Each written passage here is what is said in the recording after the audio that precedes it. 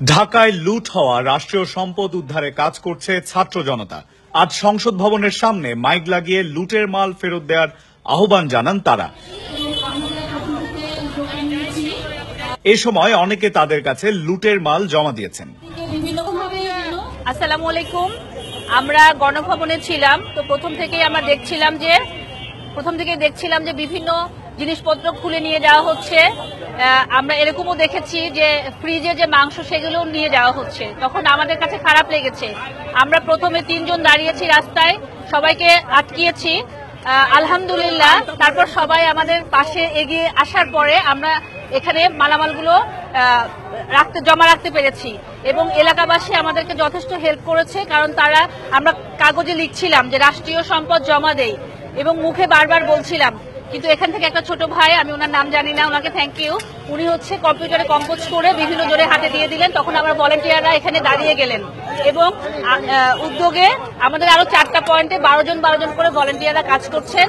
তো আমরা এটা সুন্দরভাবে রাষ্ট্রের কাছে হ্যান্ডওভার করতে চাই। তো আপনারা যদি আমাদেরকে একটু হেল্প করতেন আমাদের খুবই ভালো হতো, কারণ আমাদেরও বাসায় ফিরতে হবে। আমরা 2টা থেকে এখানে দাঁড়ানো, না খেয়ে দাঁড়ানো।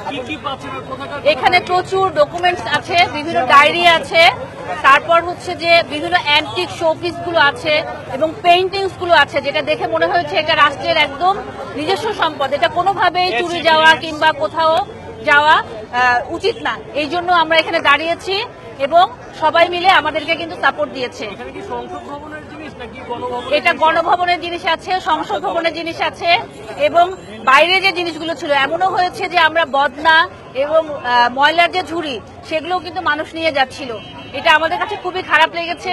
আমরা সবাই মিলে এটা আটকিয়েছি। আমার সাথে আমার সন্তান আছে, আমাদের আরো বোনরা আছে, তাদের সন্তানরা আছে, ছোট ছোট বাচ্চারা আছে। এটা বিভিন্ন ভিডিও ক্লিপ আপনারা দেখতে পাবেন এবং আমরা বিভিন্নভাবে সেনাবাহিনী কিংবা উপরে যোগাযোগ করেছি। অলরেডি তারা আসছেন, এইটা আমরা হ্যান্ড ওভার করবো এবং আমাদের কাছে একটা মোটামুটি লিস্ট আছে, সেটা সহ আমরা এটা হ্যান্ড ওভার করবো। থ্যাংক ইউ আপনাদের, ভালো থাকবেন সবাই। থেকে যথাযথ মর্যাদায় রাষ্ট্রীয় সম্পদগুলো আমরা ফিরিয়ে দিব। আপনারা প্লিজ আমাদের সাথে আমাদের 12 জনের একটা টিম আমরা পাঠিয়েছি অলরেডি। ভিতরে অনেক মাল রাইখা দিতে আছে, বুঝছেন? আমি এই যে দেখতে আছি, ওই যে 2টা এসি নিছিল, আমি এসি 2টা আইনা দিছি। এই একটা চেয়ার বাই করছিল, আমি চেয়ারটা আইনা দিছি। ঠিক আছে, আমি ওই ভিতরে যদি লোক পাঠাই 2-4 জন, তাহলে মাল আরো বাইরে আসবে, বুঝছেন?